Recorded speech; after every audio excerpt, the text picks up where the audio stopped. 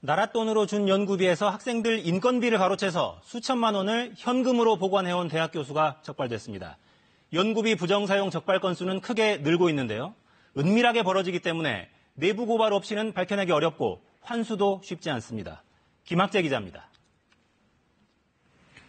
네, 요즘 사립 유치원들이 정부 지원금을 개인 돈처럼 써서 비난 여론이 커지고 있는데요.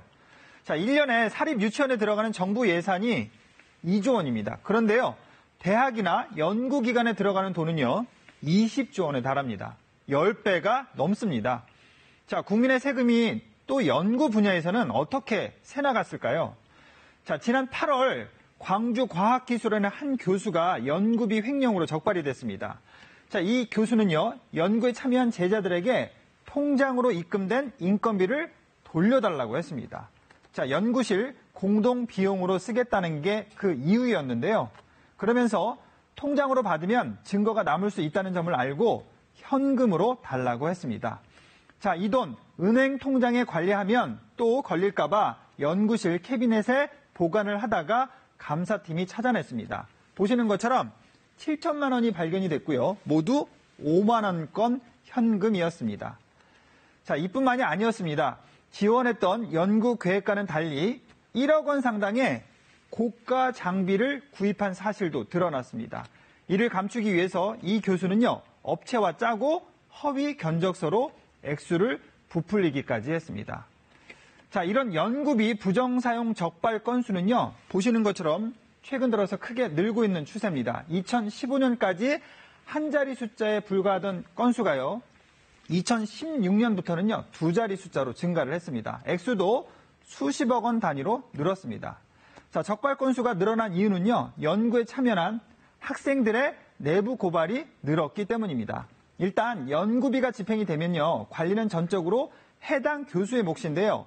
연구비 집행은 소수의 사람만 관여를 하다 보니까 감시를 위해서는 내부 고발이 중요합니다. 하지만 그동안 학생들은 교수 눈치를 보느라 비리에 눈 감고요, 피해를 봤는데요. 요즘 학생들의 권리의식이 살아나고 있어서 적발 건수가 늘어나고 있습니다. 하지만 부정사용이 드러나도 통상 연구비를 환수하기 어려운 실정입니다. 최근 5년간 부정사용한 돈의 절반 정도는 돌려받지 못했습니다. 자, 연구비와 함께 국책연구기관의 부정과 방만한 운영도 이번 기회에 철저히 뿌리 뽑아야 한다는 지적도 나오고 있습니다. 정부 출연금으로 운영이 되는 국책연구기관 연구원들의 출강 현황을 들여다봤더니요, 지난 5년간 600여 명이 강의를 했습니다. 강의료로 받은 액수는 36억 원에 달합니다. 연구원 6명 중에 1명이 대학 강사로 이른바 투잡을 뛰면서요, 부수입을 올린 겁니다. 특히 일과 시간에 강의를 맡아서 매주 자리를 비운 연구원이 절반에 가까웠습니다.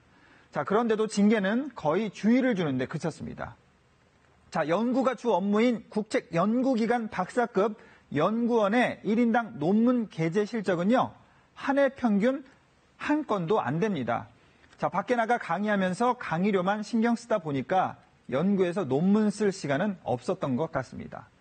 자, 국책연구기관의 방만한 운영 문제는 하나 더 있는데요. 세종 국책연구단지에는 국책연구기관 10곳이 함께 있습니다. 서로 연결이 돼 있고 한 건물처럼 쓰이는 4개 동에 10개의 국책연구기관이 각자 도서관을 따로 운영하고 있었습니다.